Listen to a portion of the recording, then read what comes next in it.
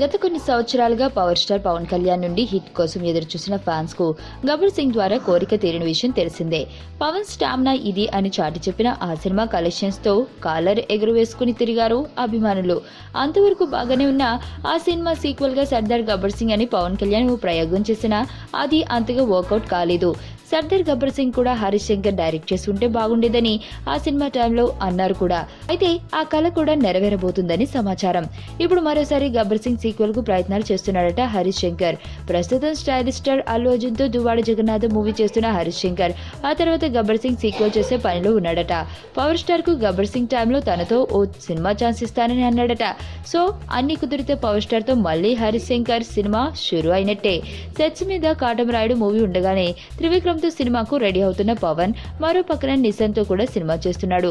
Commit అయిన ఈ సినిమాలన్నీ పూర్తి చేసుకుని గానీ గబ్బర్ సింగ్ 3 ప్లాన్ చేస్తాడట. మరి ఈ కాంబినేషన్ ఓకే అయితే గనుక మరోసారి గబ్బర్ సింగ్ రికార్డు తిరగరాయడం కన్ఫర్మ్ అన్నట్టే.